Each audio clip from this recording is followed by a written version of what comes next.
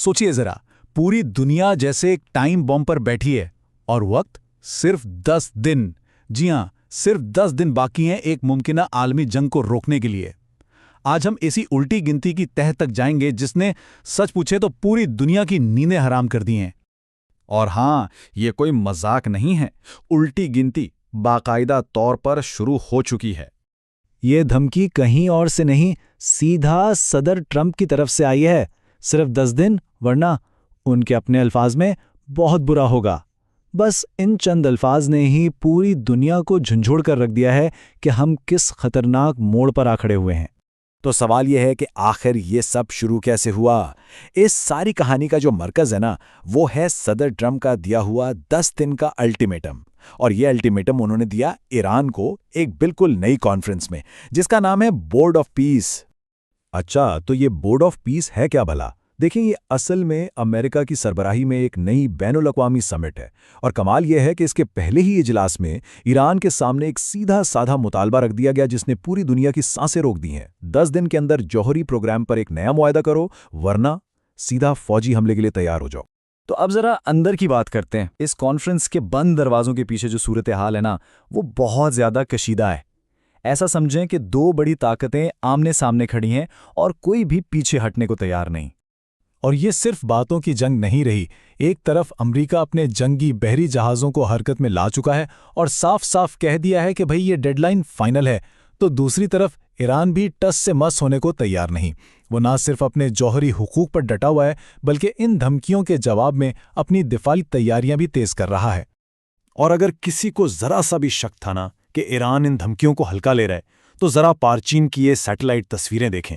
साफ नजर आ रहा है कि वहां तेजी से दिफाई मोर्चे बनाए जा रहे हैं। यानी अब सिर्फ लफ्जी जंग नहीं रही, ये जमीन पर जंग की बाकायदा ठोस तैयारियां हैं। लेकिन ठहरिए, ये बहरान अकेला नहीं है। जिस वक्त अमेरिका और ईरान एक दूसरे को घूर रहे हैं, ठीक उसी वक्त दुनिया के दूसरे हिस्सों में भी बड़ी हलचल मची हुई है। ऐसे तूफान उठ रहे हैं जो आलमी इस्तेहकाम को और भी कमजोर कर रहे हैं। मिसाल के तौर पर बरतानिया को देख लें। वहां जो सदियों पुराना शाही खानदान है, वो एक बहुत बड़े स्कैंडल की लपेट में है। शहजादा एंड्रू को एप्स्टीन केस की तहकीकात में गिरफ्तार कर लिया गया है।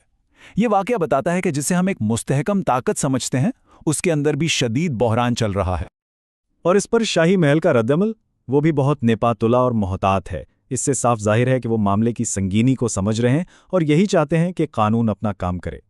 और ये हलचल सिर्फ यूरोप में ही नहीं है। जरा एशिया की तरफ आएं तो एक बड़ी मुआशी ताकत जनूबी कोरिया में साबिक सदर यून सक्यूल को बगावत के इल्जाम में उम्र कैद की सजा सुना दी गई है।